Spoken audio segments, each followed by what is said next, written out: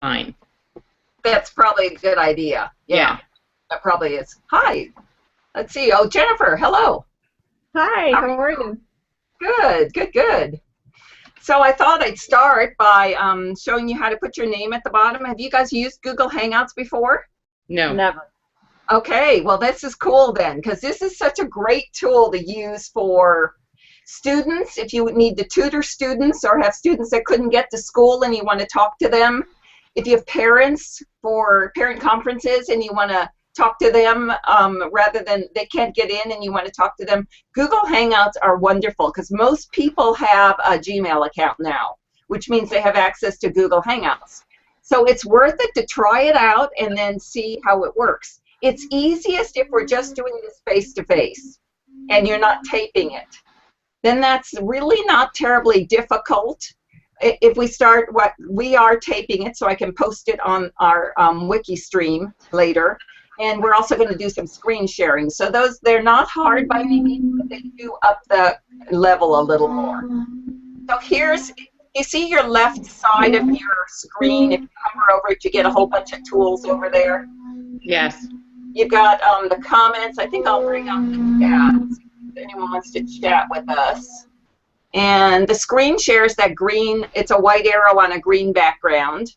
Q&A, we're not going to worry about. Capture, we can take a picture of us. So I'll just, here, I took a picture. And cameraman, I don't really use that much. It's a little more than I need. This Hangout Toolbox underneath the cameraman. Did I lose you guys? Wait, I still see. Yeah. I lost Jennifer's picture. Oh, there you go. I have the capture on. Oh, okay. So how do I get rid of that? Let's see. Maybe I shouldn't have clicked that. Okay. It's a toggle switch. See, we are learning together. So do you see me now? Am I back? It's still in the middle of my screen. Do you see me? I see you, but you're behind it says Jackie Murray open capture smile. Oh, maybe there we go. I got it. Got it. Okay. I think it's a toggle switch. Yeah. So I needed to click it to capture and then click it to stop. So I was experimenting. I've never clicked capture before. Yeah, and then I had to click the X I had to exit out on my screen. Oh, interesting. Okay. And I think Jennifer's still in capture. Oh, she's back. Okay. So I'm not going to touch that one anymore. So the Hangout Toolbox, do you see that one? It's got kind of a red background. Yeah. Okay, click that, and it brings up a screen on the sidebar on the right side of your screen. And then click that sidebar keeps coming and going. Tab. It's a person with a circle around them. On the left, it does. Can you hear me? They designed it that way. Yeah, they designed it. Jennifer? Are you in? Is that Jennifer? Can you hear me? Yeah, can you hear me? I hear you. Oh, Yeah, you're not synced up with your video for some reason. Oh, I see. But I hear you. Can you hear us? Yeah, you keep going in. Yeah, yours is going in and out too. I see that now. Like start seeing pictures of. Now I've lost you, Jackie.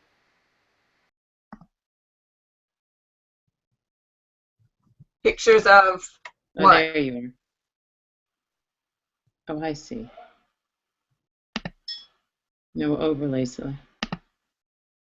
So once we get the toolbox on the right-hand side and we click the person. Then see the line that says lower third? Yes. Turn that on. It'll have your name, and then you can add a subtitle, a tagline, but you don't have to. And then that will display your name. And then we save it? You did it, Stephanie. Yours is fine. Oh, cool. Okay. Yeah, I can see yours. And you can put a tagline. The little reverse circle next to the on button. That's a mirror image. So is yours backwards to you, Stephanie? You can click it and it'll turn it the other way, so it's easier for you. Yeah. And did you find it, Jennifer? Can you hear me? I hear you, yes. Can you hear me now? Yeah, that's actually better. Okay. Sometimes I don't seem to have any or anything on my screen. Sometimes I see the toolbar on the side and sometimes I don't. Your mouse you have to hover your mouse over it. Yeah, it's a pop-up toolbar. So you have to have your mouse over it on the left. And if you take your mouse away, it goes away. Is that helping? That didn't help? I'm frozen. Oh, I'm frozen. Oh, dear. Yeah, your picture was kind of grainy, so you might try what Stephanie did, go into Chrome instead of Firefox. I should be in Chrome. Oh, you are in Chrome? I am in Chrome. Oh, okay. I heard that fine. Okay. Well, we'll just... You keep going in and out. That's interesting. Is it working okay for you, Stephanie? Yeah. Okay. Well, you know what? I'm taping it also. How do I get the toolbar on? The toolbar up. Hover over it. If you move your mouse away from it, it goes away. On the left side. Over. Oh, okay. Is that left? And then there's one that has a red background. That's the Hangout Toolbox. It's got a bunch of tools, but the only one I really care about really is the lower third, which is under the person, because that lets you put your name up. I don't seem to have control over anything on my screen. The toolbar shows up when you show it. Huh. Are you taking your mouse and putting it over on the left-hand side?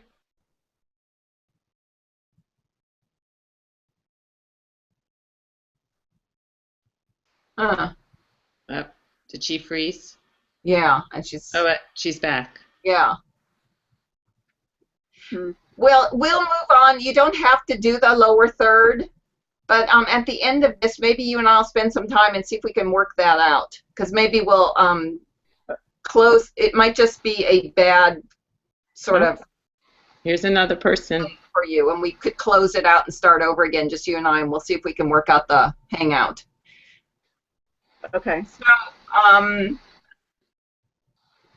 So that's really the one I like there. The share your screen, that white arrow against the green background, we're going to use that a lot today. So those are basics. If you get that much on as far as Google Hangouts and these three that we're going to do, that's a really good start to do with students and parents and colleagues at school.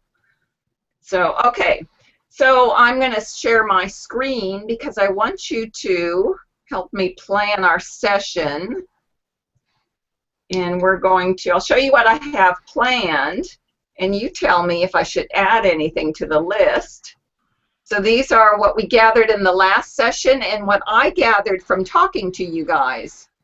So I think Jennifer's there. Jennifer? We've got two Jennifers. Kind of. It's in and out. Yeah. That's it. Okay. And there's something in the way of the other Jennifer's screen. Yeah, something. Yeah, we barely see you, Jennifer, the other Jennifer, the new Jennifer. We barely see you. Can you see us okay? It looks like your camera is behind your monitor. Okay, I'm going to let that go because maybe... Can you hear us? I'm not even sure she can hear us. Jennifer, can you hear us? The other Jennifer. Wave if you can hear me.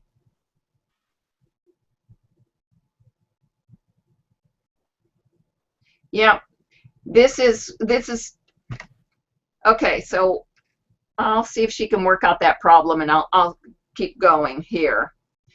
So the questions I got from our conversation this past week was this list. First, how to set up your digital tools. I think you all kind of did that. We lost one, Jennifer.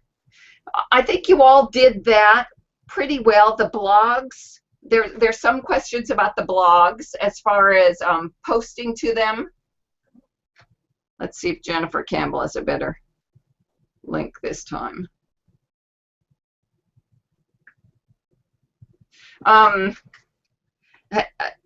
The blogs, a lot of people have kid blogs, and those are set to very often very private so that you can use them in your classroom, and the parents and students alike don't worry that anyone besides the class will see them.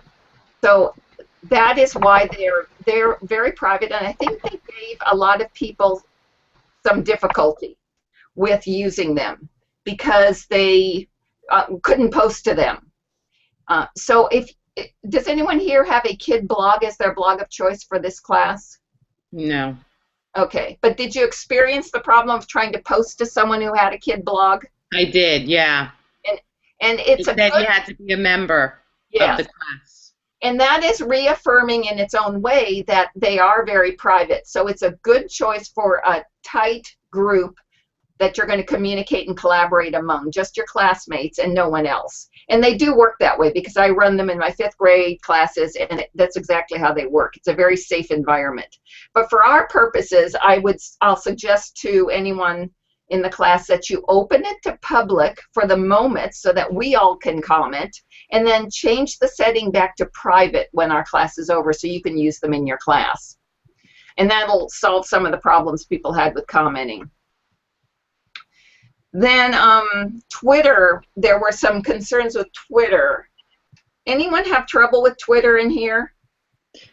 I just don't understand how to tweet, like how to get my tweet to our, I don't know what you call it, whatever the home is called, the PD, you know, on our stream. Yeah, thank you. Yeah, let me show you how to do that because that was exactly what everyone else was worried about. So let me see if I'm going to share my screen.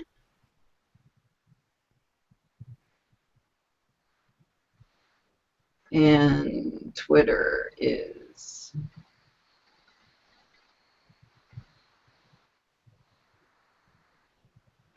No. That's better the second, Jennifer. You just corrected it. Whatever. Oh, that's good. You're right. Where'd my tweet go?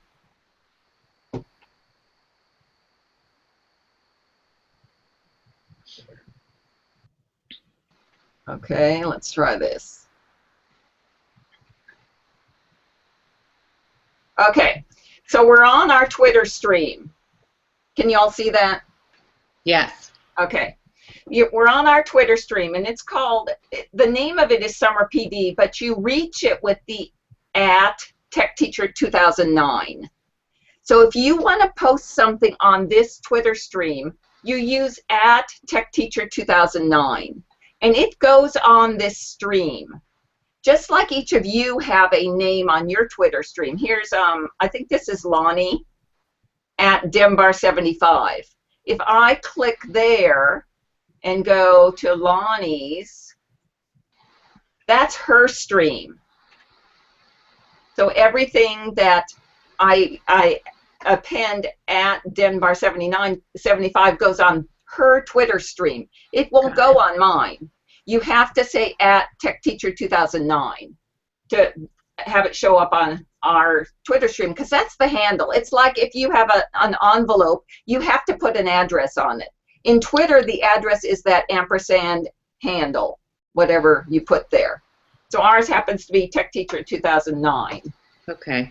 Now, there's another piece to it, though, because our stream, if I click home, and then I'll get all the tweets in our stream.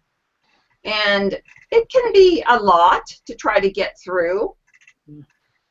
And I have followed people, so we get tweets from all of our streams on here. So if you want to find just our group, or if you want to just send to our group, first I'm going to say send to tech teacher.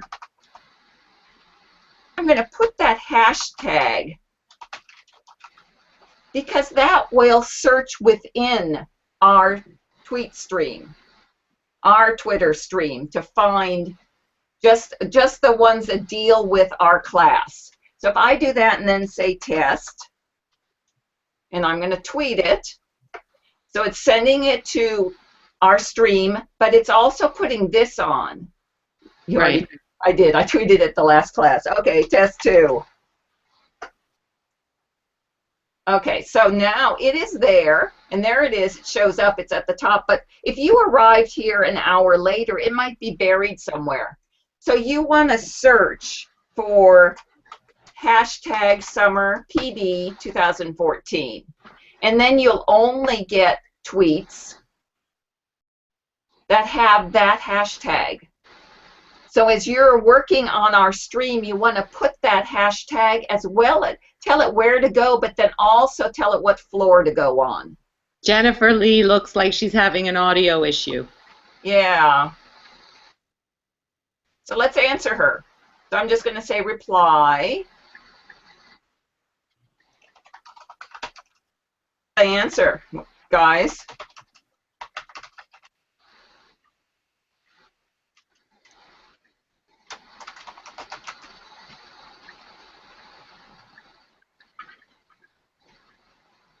But we wanted to be able to have questions.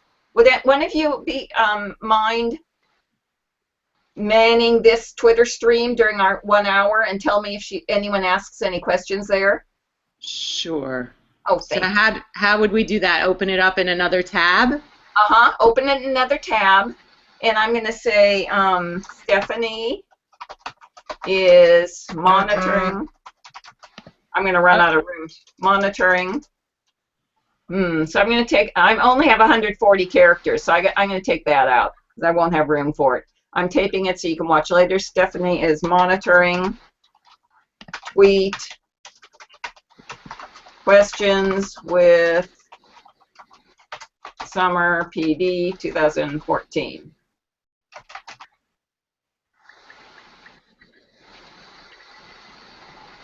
Questions 2.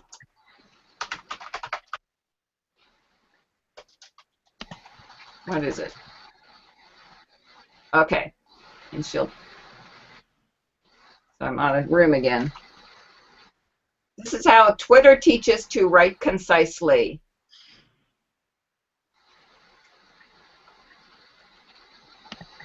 Still, okay, I'll take the comma out. What the heck?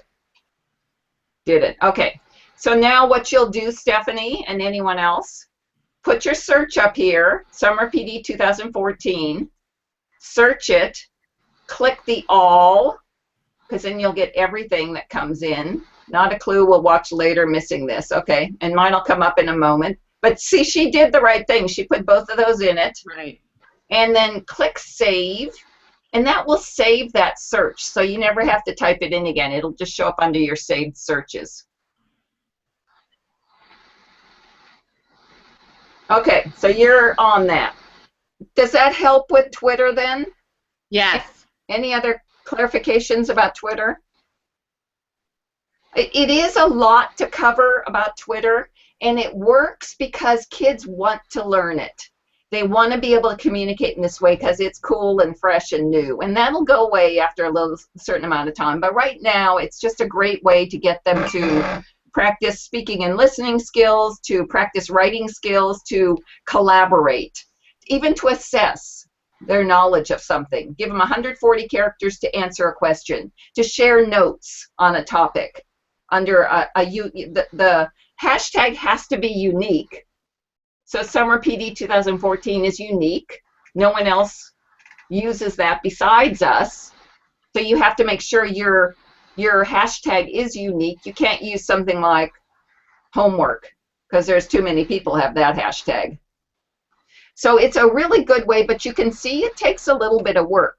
The hope is that students will be inspired to learn it and try and fail and try again because it's exciting. Okay, so that is... Jackie, how do you introduce Twitter? And I'm assuming it would be, you know, I'm a K through 5. I'm assuming it would be 5th grade. Yeah, it would.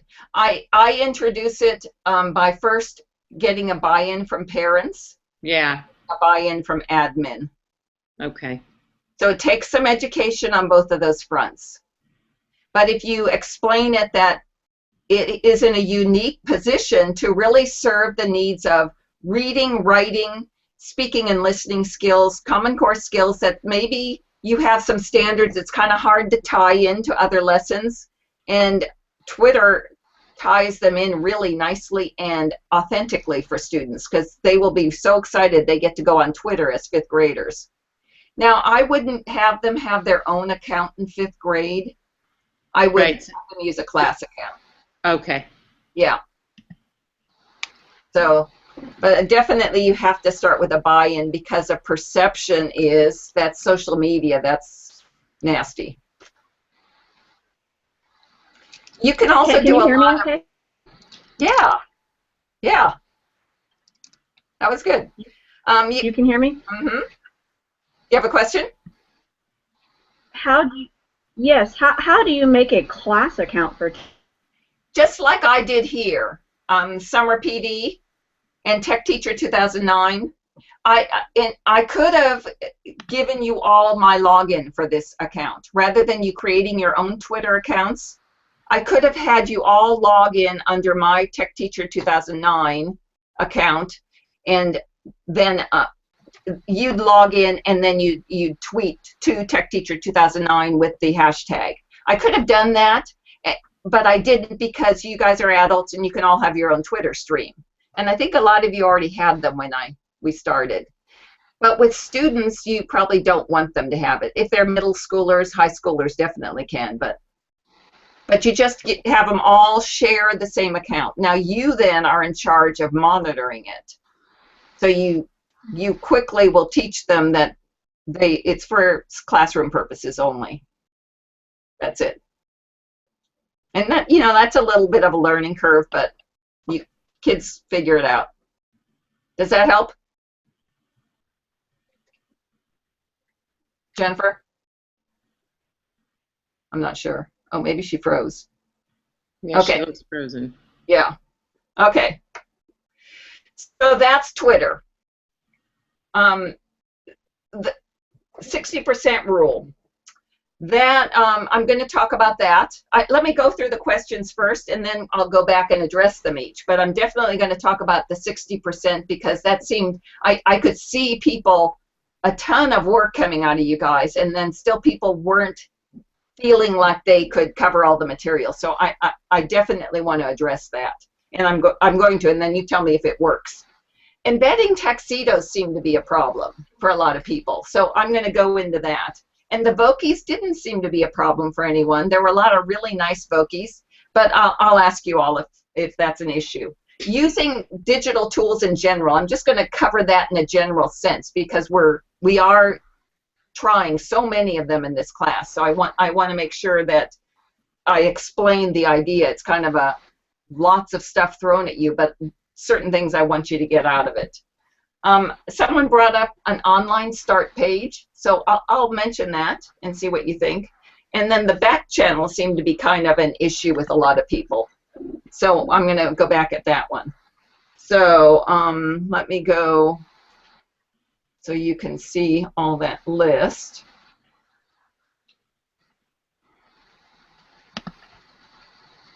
And then, so I wanted to go over the basic philosophy of the class with you because it's a little different from what you might get in other classes.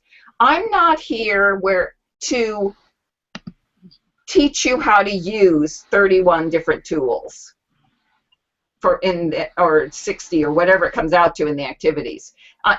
What I want to do is show you how to address that with your classes, because I could show you 31 tools And then there'll be the 35th, which is the one that would fit perfectly in your classroom. So what I really want to do is show you how to handle this massive avalanche of online material that's available to you to use in your classrooms. How to try them out, how to get the students to help you learn them and learn them themselves, how to embrace problem solving. That technology, one of its greatest assets, I think, in education, you might think it's because it's a tech tool, but it gets everyone problem solving. It gets you look at this screen and you go, well, what do I do now? I want my screen to look like that gorgeous Voki over there, so how'd she do that? I could take you through, not you, but students, and say, okay, do this, do this, do this. Whoa. Uh-oh. Yeah, that was weird. Okay, I think I'm back. I could take you through and show it to you step by step, but what I really want you to do is learn how to look at it and figure it out. Are you guys hearing that feedback? Yes. So I'm going to plug my headphones in. I don't know if it's me or someone else, but that's always a good thing to do if you get feedback.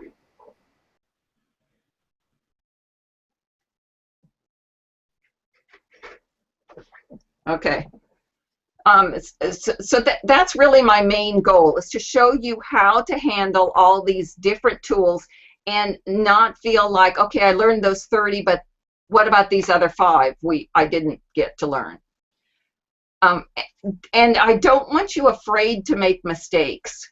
We all will. The students will, and we tell them not to worry about it. Well, the same goes for us. If we get up there and start using a tool and it just doesn't work, then the students can help us. Say, well, okay, what would you do? How do you solve this? Or show them how we problem solve.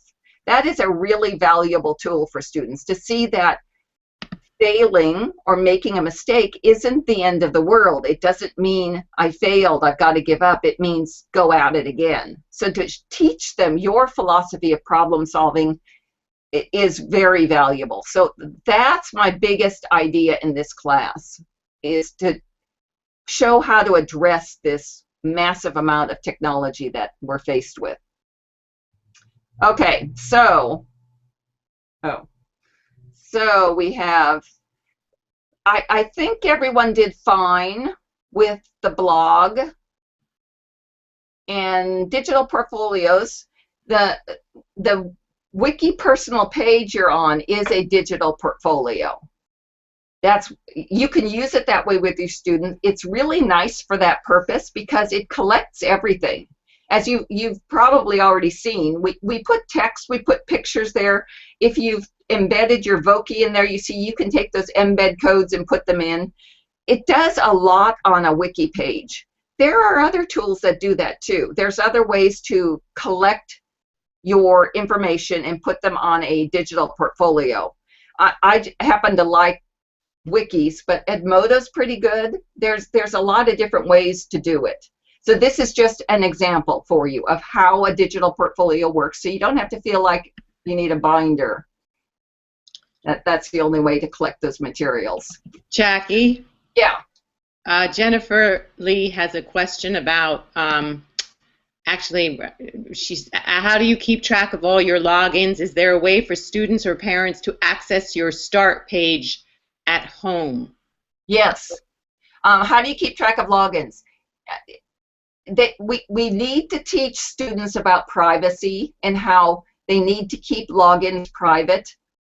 So that being said, I tend to keep them in a binder by the computer, because when they're K through, maybe not for 5th grade, because 5th graders are pretty good about keeping track of their stuff, but the younger grades, they're not going to put anything on there that's really a problem, or that could be, hopefully, if you're in a situation in a school where kids are inclined to go on someone's page and do nasty things, then that won't work for you. So you have to decide on your group. But otherwise, I keep it right by the computer when they're young, so that they can just look. They hopefully remember it. It's amazing how much even kindergartners remember. By fifth grade, do you find this, Stephanie, that they have a binder and they can write them right in there and keep track? Do you find that with your fifth graders? I think they seem, I mean, I haven't really used any tools. That's why I'm taking your class where they need to kind of know passwords, except the only tool that I had to do, which we no longer are doing, is Rosetta Stone. And by fifth grade, they knew it.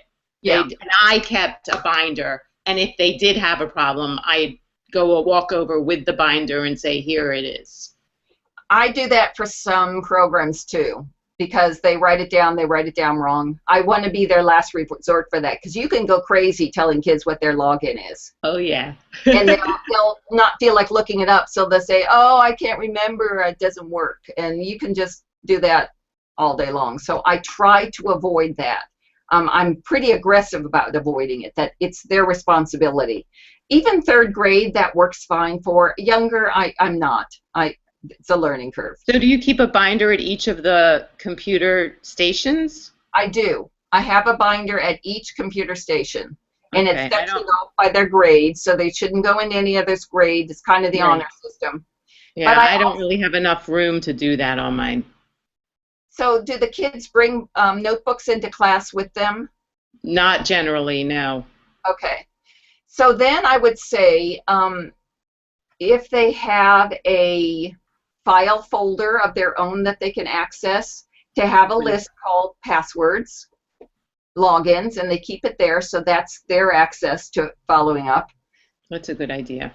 My fifth graders would write it in their binder and be responsible for it. So, and by fifth grade in my school, they'd have 5 or 6 logins, different logins they had to remember, which the first year that happened, the parents went ballistic. They just were very upset because their kids couldn't remember all these logins. So I think, we worked hard on setting up a system that would make that less onerous for students. So you kind of have to figure out your own student body. How are they likely to steal logins and do nasty things? Are they pretty good kids, or that sort of thing, and then make decisions about the best way.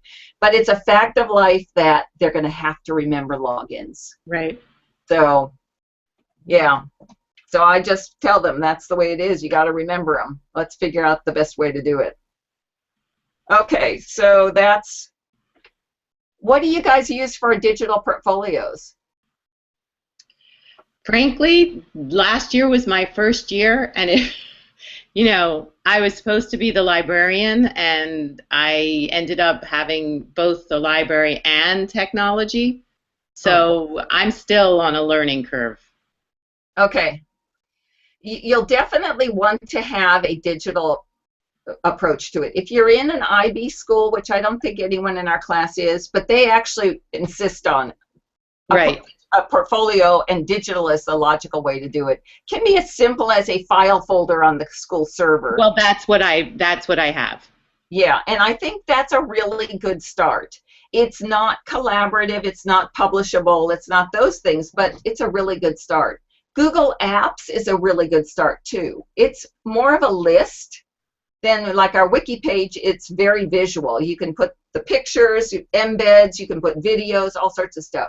But at least Google Apps, it does collect everything. So if you're a Google Apps for Education school, I think we are slowly getting there. We're kind of still in the 20th century as far as technology, our district.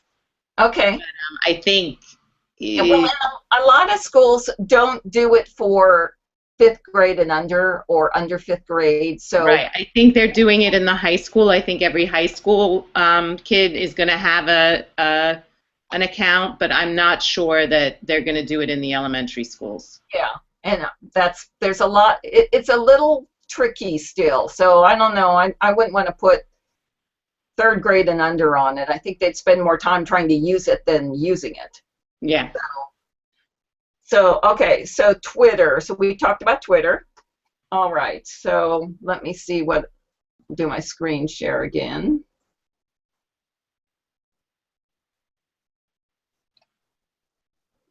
And So I'm going to skip Twitter, and here's where this is what I want to talk about now. I know in the literature for the class, I said I would give all the material, and as long as you finish 60% of it, everyone, you get their certificate. And that's why you guys are self-assessing. You're tracking your progress. So I don't have to, but it's the honor system. If you have students you trust, it's a great way to do it. Typically, I find students are trustworthy if they know you're keeping an eye on things. So I'm just letting you keep track of your progress, and I've done that with middle schoolers. It works really well. When you get too young, though, it takes them too long to figure out how to track it. So my plan was to just take, if you did 60%, that's fine, and then I'll list on the certificate what you accomplished in your time. But I think that's too much from hearing the comments of everyone. I want to listen to you, and I think that a better approach would be to offer the 2 activities every day and have you pick one. You can do them both. That's perfect. I have no problem with that, but only expect one out of you. That way you can focus and spend a little more time instead of trying to rush through to get everything done. Do you have any thoughts on that? I think that's a good idea. Because, I mean, like today, I was rushing through, I think I finished Common Core writing, and I was rushing through digital citizenship, which I think is a really, really important topic that I need to cover with my classes. But so I think, yeah, I like the pick one to complete. Good. Okay. And I think when I post this video, I'll ask everyone to give me some comments on it so I can see. But the other group was really supportive of that. That seemed to work better, because there's certain things you won't use in your class. Twitter, right. You know, it's not going to work in your class. So then it's good to get to know it, but it'd be better to spend that time on something else. Right. Okay, so I think I'm going to do that, and I'll post that change starting Monday, so you can all see that and then start making choices. You'll still get exactly the same material. You'll just pick, and you can go back at the information, the material, the activities that you didn't do until my next class starts, which won't be until after the school year in the fall, sometime in September or maybe even October. I'm really not sure when the next class is, but I know it's not this summer. So you'll have the rest of the summer into the new school year before you can download the videos and have them for yourself for the future when it does become something relevant to you. Okay, so that's good. Then embedding the Tagxedo. Any problem? A lot of people had trouble with that. Yeah, I think I saved it as an image and then just inserted it. So let me show how that would work. Then I'll have it on this screen for people. And I'm going to go bring up my Tagxedo screen. Okay.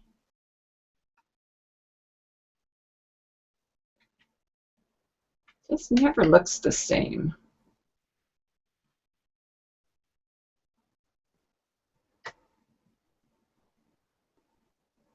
Can you see that? Yes. Okay. That's Voki.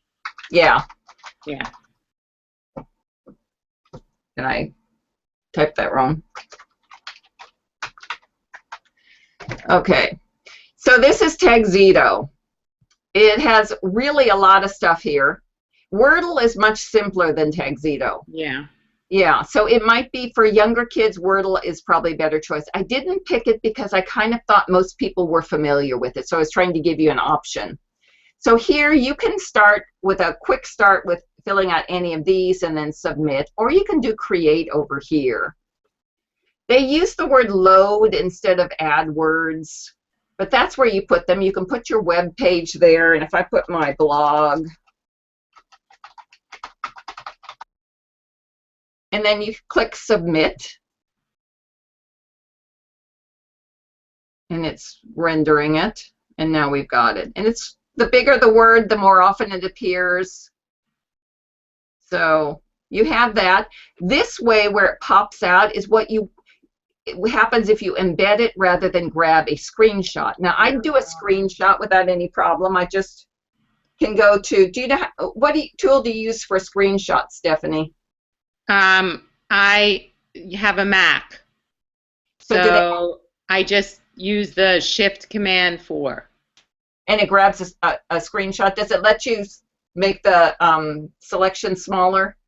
Yeah, you can crop it, yeah. Okay, okay, so that's perfect. Windows has Snipping tool, which is great. Jing does it. There's a lot of tools that'll do it. So there's yeah, I used Jing when I was doing the Rutgers Online.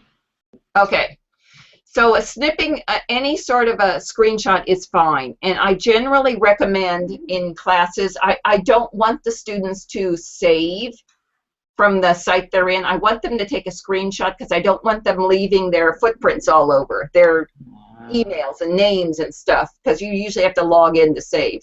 So I very much push them towards screenshots anytime I can get it. Now in this case, we kind of like this bouncy thing, and that's under Save Share, and then it's not intuitive at all. You couldn't look at these and say, okay, that's the one that's the embed tool, but it's web. And then this isn't intuitive either. It looks like there's nothing down there. But you have to hit submit, and then it populates. Ah. That's how you get that. Then this iframe, of course, it only works if the program you're using will take iframes. WordPress doesn't. WordPress.com doesn't. WordPress.org does. So this is a little tricky too. And this is where for some of the people the Silverlight error came up, which all you had to do was click install Silverlight or something like that, and it worked. So this is the one that will give you that interactive way of the words popping out. This one is fine for the image, so, or a smaller image, and that's fine. But that's how you do that. Now, I want students to always embed where they can. A lot of you had the problem with Tagzitos and wikis that it got replaced. It got lost. So I'm going to take my screenshot off.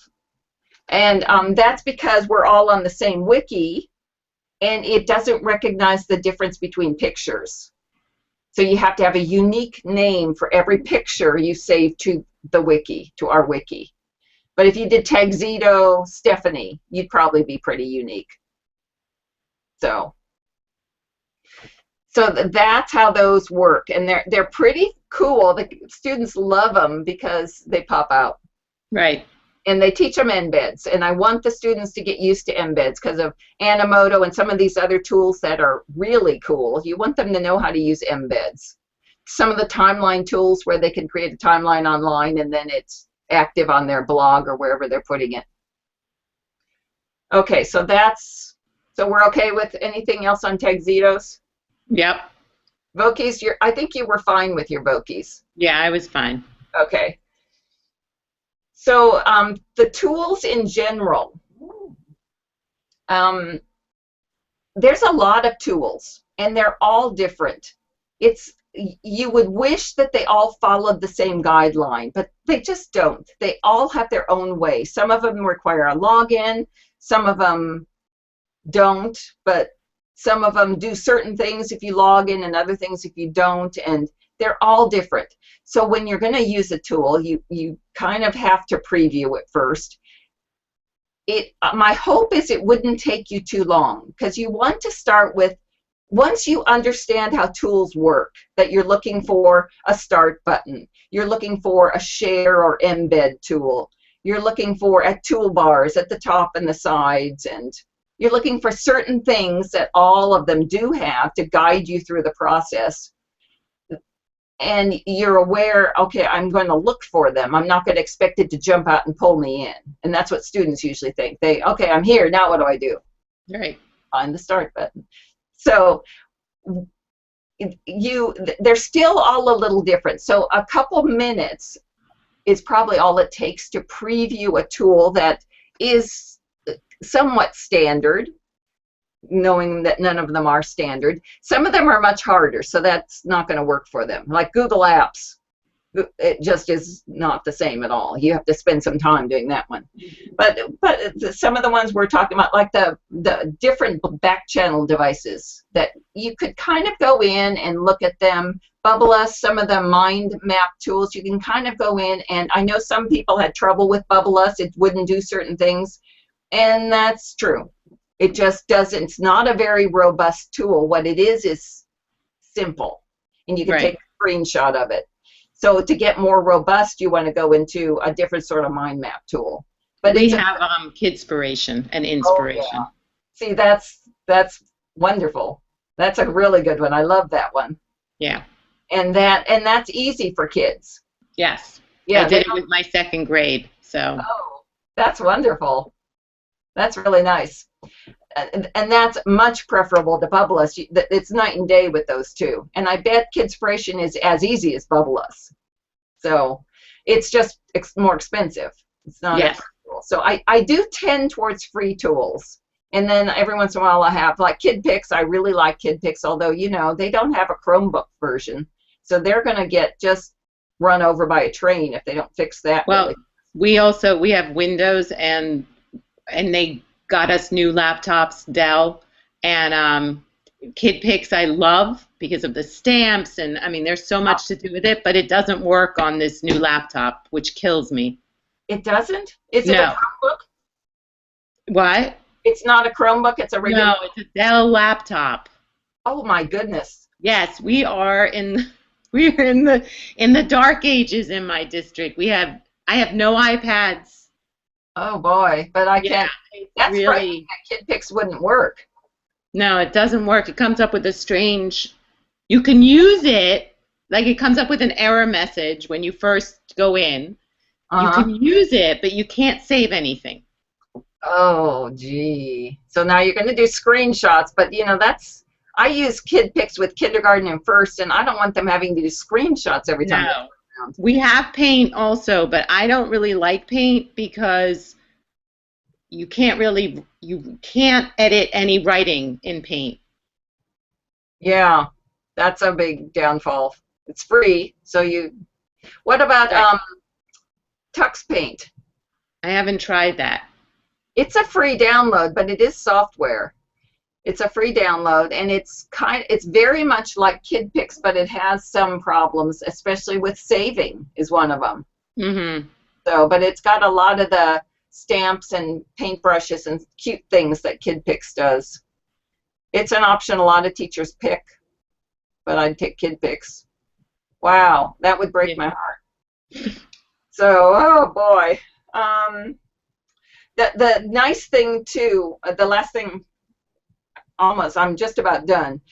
A really important part of all these tools is it does let us differentiate, because there will always be that student who doesn't get it, doesn't understand it in that way, but you could show them one of the other tools that you think don't make any sense, and they think it's great.